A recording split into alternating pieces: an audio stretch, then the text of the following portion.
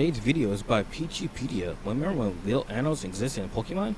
Guys, remember that? Like there was actual real animals referenced in the Pokemon series? Let's check it out. There are easily enough Pokemon around to fill up an entire ecosystem with.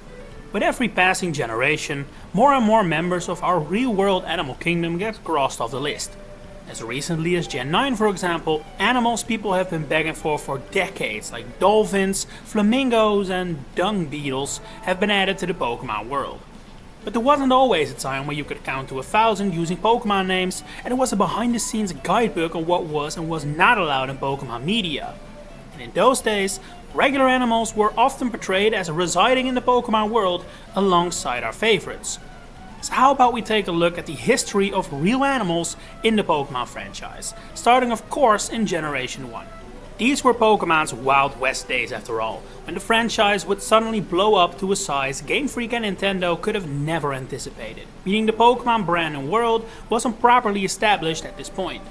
Simply put, the developers were more than happy they got to put the games out to begin with. And as such, real-world animals can still be found in the Gen 1 games, even in physical form. The sprite of the Bird Keeper trainer class has an actual real-life bird resting on his arm, something that would immediately be changed starting in Gen 2. And while But why? Why take that like the bird off his like arm? Why not put like a Pokemon bird, like a Pidgey, or I guess in Gen 2 a Hoothoot or Spearow? Why not keep it? Because he's a bird keeper. Why not put like a flying type Pokemon? That was listing on him. Technically not visible in-game, the visual artwork for the old Amber portrays it with a real-life mosquito inside, which serves as a reference to Jurassic Park. This mosquito has since been erased from history, ironically enough, with every appearance of the old Amber nowadays being empty inside. But the real treasure trove of animals existing in the Pokemon world can be found in the anime. After all, with the place the games were at in the late 90s, presentation wasn't the highest priority, but this was a TV show. This was here to show us the real and entire Pokemon world as it existed back then. But with only 150 creatures to work with, I'm guessing the artists found themselves with a lack of options in some areas, prompting them to resort to real-life animals to fix the gaps, especially when going for something more innocent. For example, in the literal first episode of the Pokemon anime, Ash finds a Pidgey eating a real-life worm, something Pidgeotto later also does in the third episode. By the time the 20th episode rolls around... Interesting. So... yeah, that's really interesting because, okay, they're eating real-life worms instead of, Caterpies and Weedles, because this is Gen 1, the bulk Pokemon are, Weedles and Caterpies, so they're not eating those type of bugs, they're eating real-life bugs. It's funny, that's really interesting because, thinking about, what do Pokemon eat? I mean, yeah, I know, Brock can, cook food for Pokemon, but, when they're in the wild, what do they eat? Do they eat other Pokemon? Or is there actual animals that's part of the Pokemon world that they can eat off of? We have seen Ash in a real-life cow costume, an actual dinosaur fossil in the Squirtle Squad strap, the SSN serving cooked lobster, real-life fish swimming around the ship when it is later sunk, a fish biting Slowpoke still in the Japanese version of Who's That Pokemon, even more fish in an aquarium in this dream sequence, and a Ghastly creating an illusion of a real-life mongoose. And again, this is only the first 20 episodes. The entire Indigo League arc would... yeah, it's early Pokemon. Very early Pokemon. So, seeing those, seeing that, it's kind of raises questions, okay, so they do know that in one way, real-life animals do exist alongside Pokemon, it's kind of crazy when you think about it. Continue to refer to and feature animals in similar ways, but especially fish frequently appearing. Even the first Pokemon... and some of these animals, later on become Pokemon. When you think about it, some of the animals that they're showing later on do become Pokemon themselves. So it's maybe this is just testing the grounds. Okay, just testing the grounds. My movie isn't safe. As Miranda explained, she learns the condition of the sea by talking to seagulls years before Wingull was ever introduced. As we enter the gold and silver era, the Pokémon roster has nearly doubled. See what I mean? Seagulls became Wingulls. They didn't have Wingulls yet, so they had Seagulls. And that eventually became a Wingull. Like I was saying, like they had like Pokemon. I mean, they had animals that later on became Pokemon. Now we have, okay, since this, Seagulls is stand in for a Wingull. Leaving less need to reach for the real-life animal shelf, but it is definitely not forbidden yet. Highlights from the Johto arc include a statue of Kabutops catching this prehistoric fish, and the third movie nearly revolving entirely around a Tyrannosaurus rex fossil, which would then go on a rampage through Kanto. This idea ended up scrapped after writer Takeshi Shudo was introduced to more Gen 2 Pokemon designs, however. We know this right from the horse's mouth, since Shudo ran a blog on his website where he often talked about his history working on Pokemon. And one of those blog posts is particularly interesting in the light of this video. According to Shudo, the official guideline for the Pokemon anime was that animals had long gone extinct in the Pokemon world, with the aforementioned examples of them appearing in the first season of the anime being the result of animation staff not paying enough attention. Now, while I have no reason to doubt Mr. Shudo, So, animals became extinct and Pokemon rise. Like the animals evolved into Pokemon in a sense, or it's like two separate species. I'm assuming, the survival of the fittest, I guess. I'm assuming, because if real life animals extinct and now we have Pokemon, it should have been like either some type of evolution line or some type of like survival of the fittest. do think something shifted behind the scenes in the transition from Generation 2 to 3.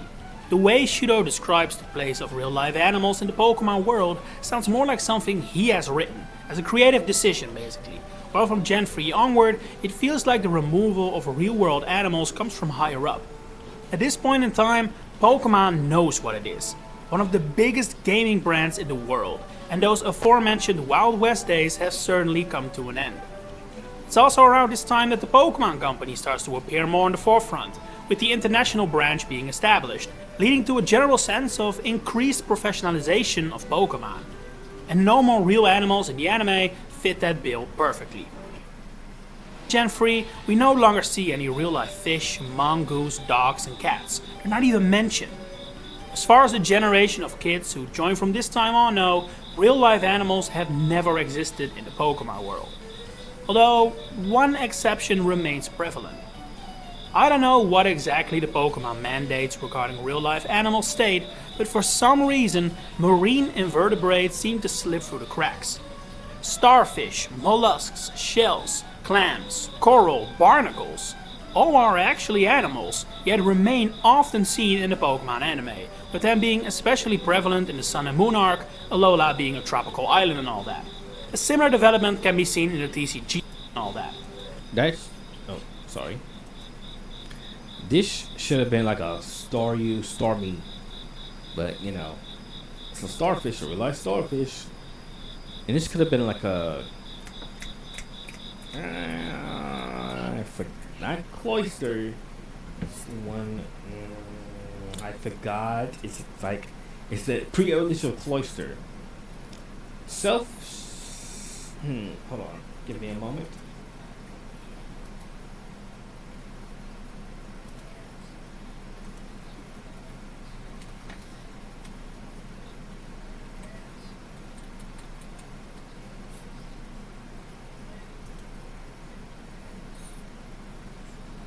Shelter.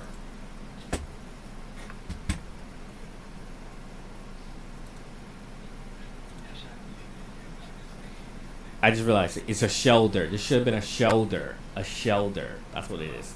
A shelter. This is like a Starmie, Staryu. A shelter. Yeah. It's been a minute. Hey, it was on top of my tongue. I want to say selfish. It was no, not shellfish. Shelter. Being a tropical island and all that. A similar development can be seen in the TCG. Several early trading cards do feature real-life animals alongside Pokemon, particularly from the Gen 1 era. There's this blue bird resting on top of a weeping bell from the Jungle expansion, or this cute little frog next to Oddish from the Team Rocket set. But just like with the anime, this would also phase out to the point where only coral and other marine invertebrates would make very rare appearances. As far as I could find, the last Pokémon card to feature a real-life animal is this Lotad from EX Crystal Guardian, so Gen 3, which features fish visible underwater. But while the anime and TCG have as such sworn off real-life animals since the early 2000s, except for your occasional starfish, the game have actually been acknowledging them for all this time, as recently as even Scarlet and Violet. Not with actual physical appearances though, mind you, those vanished post Gen 1, but with their words instead. It's the elephant in the room, the can of worms, something a little birdie told me. Sayings and expressions just like these that have remained present even in recent games. Has anyone played the Scarlet and Violet games? I haven't played those. Last time I played a Pokemon game was Sword and Shield, so I didn't play the Scarlet and Violet. Let me know how you guys feel about Scarlet and Violet. Is it worth playing? Is it worth buying? Let me know. I've only played Sword and Shield as like the newer versions. I do prefer the older versions. Like I prefer up to up to Sun and Moon. I'll say from Gen 1 to I think that's what Gen 7. After that, it's like it's but I do prefer like the older gens more. Like they're more fun to play than like the newer gens. So I hope Gen 10 when it comes out, it's gonna be good. I hope the Gen 10 be good. Might be back into playing the modern day ones, but I do prefer the older versions. A trainer in Black and White's Battle Subway mentions his wife will be angry as a hornet due to his obsession with Pokemon. X and Y features restaurants that sell freshly caught fish, and a description of the insect blade in Legends Arceus mentions it contains the essence of bugs. And I haven't even mentioned Scarlet and Violet, where Katie expresses her Pokemon dropping like flies after losing, or Ortega refers to the Academy as all rainbows and butterflies. These are far from the most egregious and immersion-breaking examples, but it is peculiar when you think about it. Especially when you consider that recent games have joined in on what fans have been doing for a while, and using Pokemon and these analogies and sayings instead. All rainbows and butterfree, or fly, for example. This used to flat out not exist in older games, but ever since, I want to say Sun and Moon, we have seen it on occasion, with Fault and Veluza probably being the most prominent example. But yet, here too have some animals slipped through the cracks, which, if you take them literally, does raise some questions about the Pokemon world. Do animals really exist in this world? The flies Katie mentions, do they exist? Or are they more used as a collection name, similar to how Crabhammer refers to crabs, which could be seen as an umbrella term for Pokemon like Krabby, Corphish, Crabrawler, etc. These general terms used to be common in the Pokédex as well, with Horsey being said to eat bugs, and Lickitung being able to extend its tongue like a chameleon in Red and Blue. Both these dex entries have not reappeared since, however, and Let's Go Pikachu and Eevee even rewrote Lickitung's dex entry to remove the reference to the chameleon and instead mention the length of its tongue in that place. I wonder what is a Lickitung? Like, what is it? Like, is it a yokai? 'Cause I know there's like some yokai reference in Pokemon, so I don't know what is a Lickitung. Maybe I don't know what a Lickitung is. Is it a yokai? Or is it a type of animal? I don't know. Probably the most well-known rewrite of this kind happened in Legends Arceus though, when Raichu's famous "It can knock out an Indian elephant" from Fire Red and Sun was changed to "It can knock out a Copper Raja." The same rewrite has yet to happen for Ghastly though, who similarly has a dex entry mentioning an Indian elephant in Fire Red. While I doubt something as blatant as that would be introduced. It's funny how they reference an Indian elephant, and I don't even think people even know what that is in the Pokemon world. Like, do they even know what an Indian elephant is? Like, do they even know what an elephant is in Pokemon? Like, the closest I could think of was like, the guy's name. Like, some sort of D. You know what I mean? It's like a Fanfi? Like the Fanfi line. That's what D, forgot. But it's part of the Fanfi line. It's not gonna. Let me look this up, guys.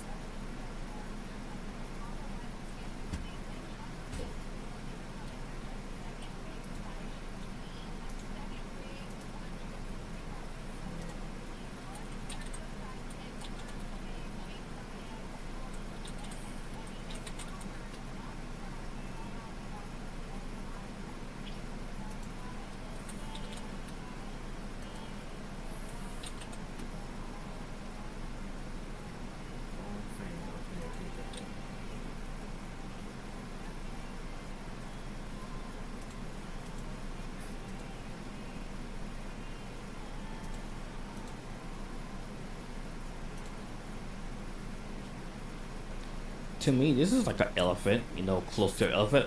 This is a Dawn fan. Yeah, this is a Dawn fan. So like a Dawn fan is like it's close.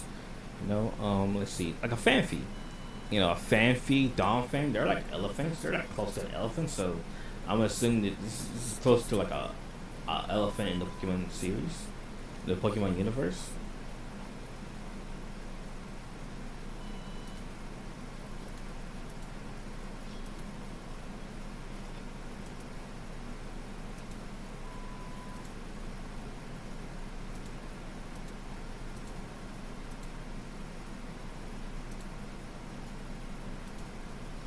In the Pokédex nowadays, just like in the anime, some species have slipped through the cracks.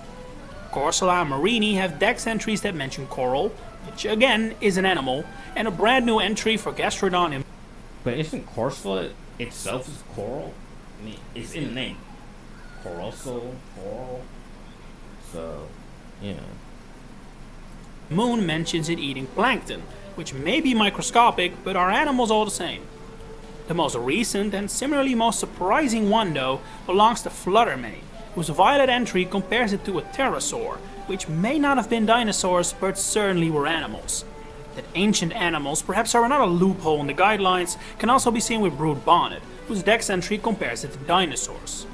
But all things considered, I would still say that dex entries have done a decent enough job of steering clear of mentioning real life animals, even if they haven't completely sworn them off. Somewhere else in the Pokédex is where we find by far the worst offender though. One so bad, I am willing to go as far as to say it is the most important reason Pokémon will never be able to completely sever ties with real life animals. Categories: Pikachu, the mouse Pokémon; Charmander, the lizard Pokémon; Squirtle, the tiny turtle Pokémon. Every single generation contains a ton of Pokémon with categories that directly compare them to animals that are not supposed to exist in this world. Silicobra, the sand snake. Okay, but even though they categorize, to me that's like the Pokemon universe version of that animal. I would assume like this is like, okay, this is their form of like what a Raven is in the Pokemon universe. I would assume that's the categories for Pokemon and Orthworm, the Earthworm Pokemon, are both examples of this still happening as recent as the last two gens. And with how prevalent it still is, I would be shocked if Gen 10 would suddenly ditch it. While I could see the argument that the primary function of these Pokemon categories is to convey to players what the Pokemon is supposed to be, in case you couldn't deduce that Orthworm is supposed to be an Earthworm, the fact of the matter is that we know categories exist in-universe as well. Dex entries in the anime always say them out loud, and there have been several occasions in the games where Dex entries, including categories. What is a Reno? Yeah, Reno. What is this? Like, what would you consider this to be in the real world? Like, if you saw something like this in the real world, what would you consider this? Like a Nidorino? Like, what are the Nidoran lines? What are they? Are they like rhinoceros? But then Rhydon and Rhyhorn, those are like rhinoceros. So those are like kind of like rhinoceros in a way. Okay, so what is Nidorino? Like, is this a rhinoceros? Like, would you consider this like a rhinoceros? Is the Nidoran line a rhinoceros? Because I know Rhyhorn and Rhydon, they're like rhinoceros, I believe. So would these be like another group of like rhinoceros? Stories were read, found, or said outside of the Pokédex. It has become a bit of a grey area, the whole real animals in the Pokemon world situation. The point Game Freak themselves don't even consider it a problem and will presumably keep doing it for the foreseeable future further underlines it's the exception to the rule. But what do you think of real animals in the Pokemon world? And would you like to see more sayings and analogies?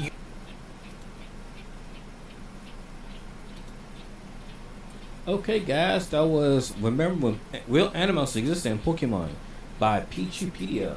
Let me know what you guys think about this video.